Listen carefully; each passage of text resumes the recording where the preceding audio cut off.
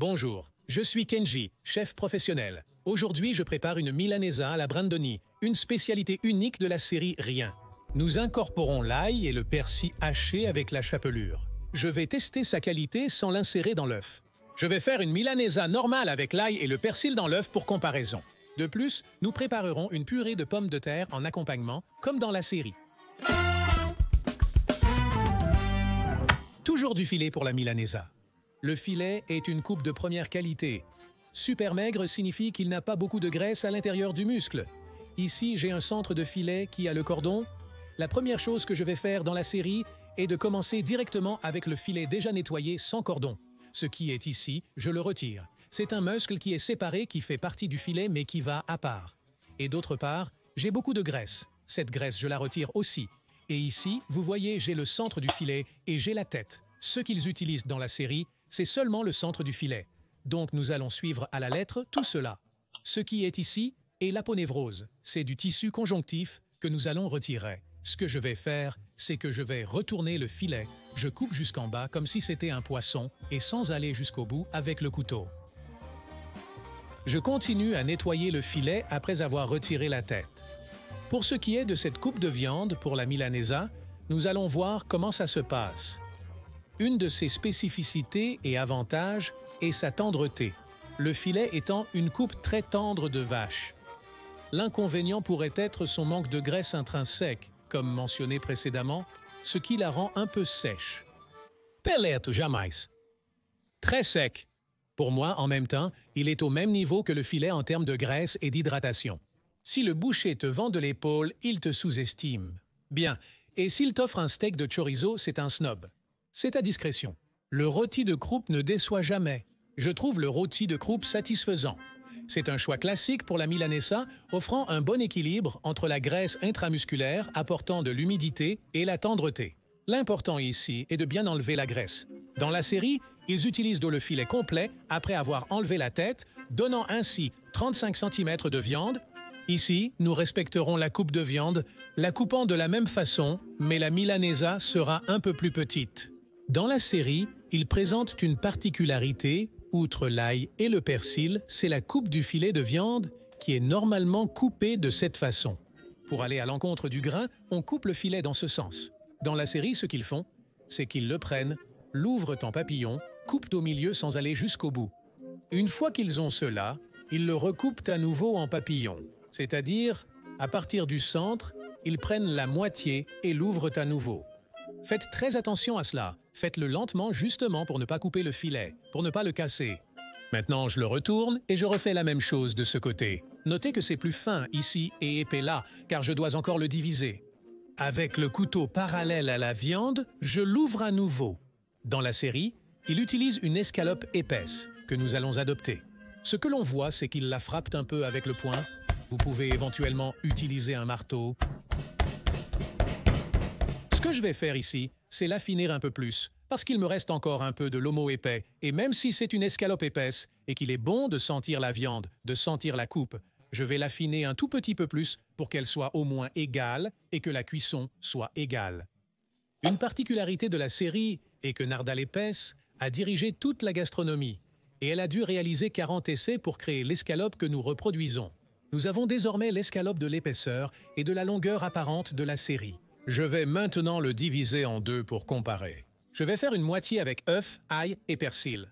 L'autre avec ail et persil dans la chapelure. Nous avons déjà coupé la milanesa. Ce que nous allons faire maintenant, c'est que nous allons casser quelques œufs dans un bol. La série indique que le sel et le poivre sont ajoutés aux œufs. Généralement pour une milanesa, on assaisonne la viande. Ici, c'est dans ce liquide que vont le sel et le poivre. Nous ajouterons un troisième œuf.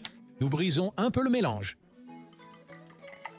Il n'est pas nécessaire de le battre beaucoup, mais oui, il doit être incorporé dans le jaune.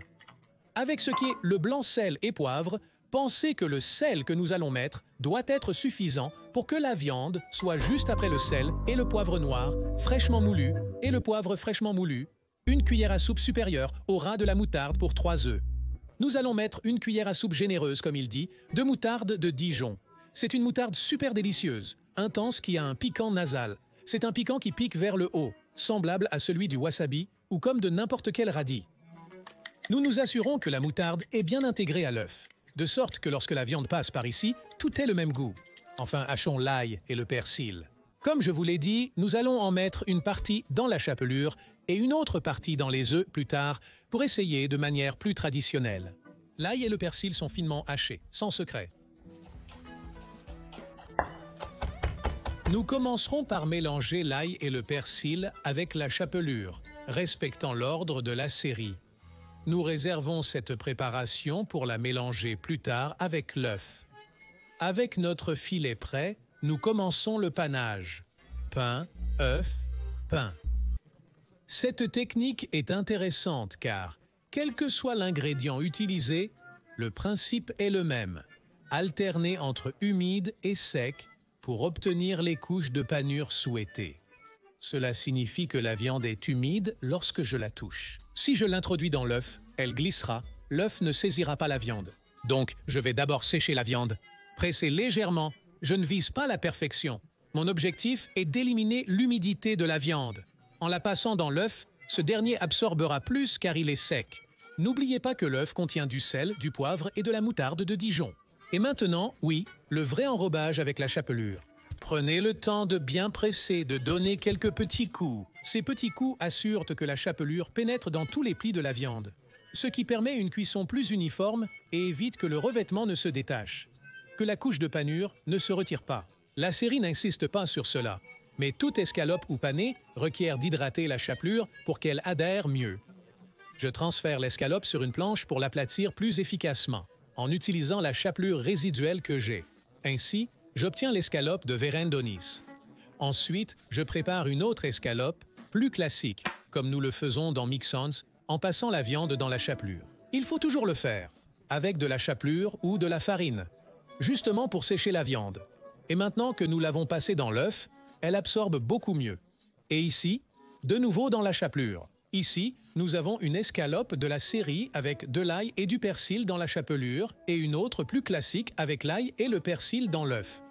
Une poêle chaude avec de l'huile est prête pour la cuisson. Nous commençons par frire l'escalope avec l'ail et le persil dans la chapelure. Nous vérifions que l'huile est bien chaude grâce aux miettes de pain qui montent et commencent à bouillonner. Ensuite, nous faisons frire l'escalope. Prenez en compte son épaisseur. Le temps de cuisson devrait être prolongé. Si l'escalope dort trop vite, réduisez la température de l'huile pour garantir une cuisson complète. Une fois dorée à mon goût, je vais la déposer sur une planche avec du papier absorbant pour éliminer l'huile résiduelle. Ensuite, nous faisons frire la seconde escalope, plus traditionnelle, avec de l'ail et du persil dans l'œuf que nous sécherons aussi sur du papier absorbant. Une fois l'escalope prête, je préparerai la purée de pommes de terre de la série, en respectant les ingrédients mentionnés dans celle-ci. Lait, pas de muscade et du beurre. Commençons avec la pomme de terre. J'ai de l'eau chaude, une pomme de terre. Je vais la couper. L'important est qu'elle ait une coupe uniforme. Si je la mets entière, ça prendra plus de temps. J'ajoute du sel et une pomme de terre à l'eau bouillante. Je le couvre environ à ce moment, soit environ 15 minutes, mais vérifiez quand elle est cuite. Je ne le couvre pas entièrement pour éviter un débordement dû à une production excessive de vapeur.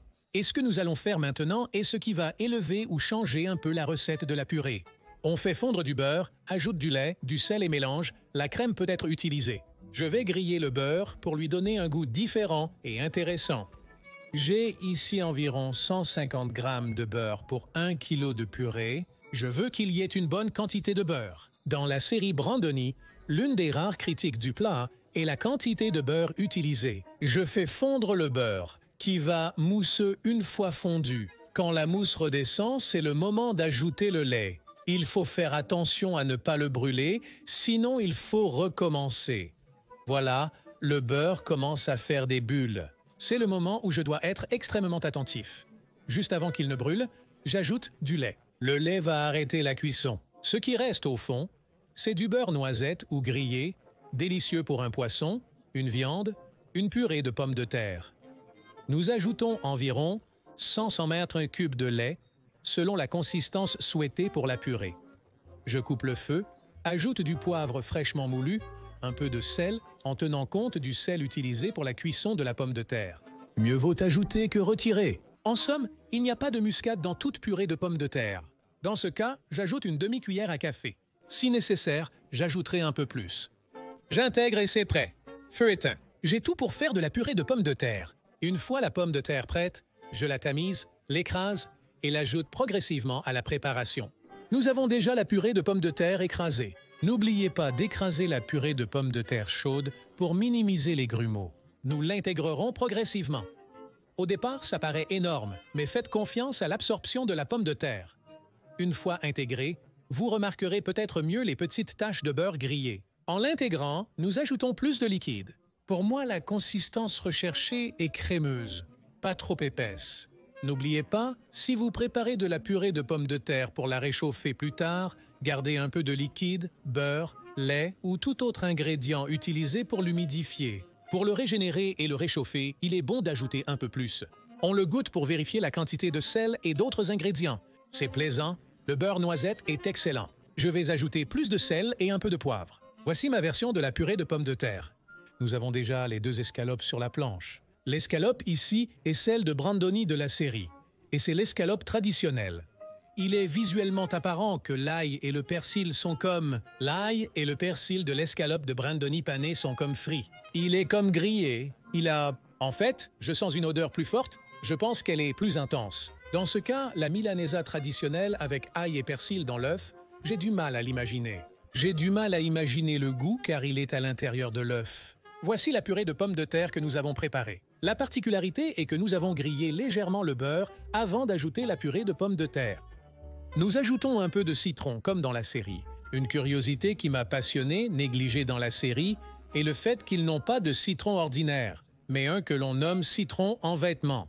Ils l'ont dans une tuile avec une ficelle attachée, et ce qu'elle fait précisément, c'est que cette tuile, au moment de presser et n'importe quelle graine qui pourrait tomber, tombe à l'intérieur de ce tissu. C'est très courant dans l'hôtellerie 5 étoiles, très intéressant. Ils mettent un peu de citron seulement sur le bout. Goûtez une milanesa traditionnelle. Les différences que je trouve entre les 2 milanesas sont que celle-ci qui est la milanesa.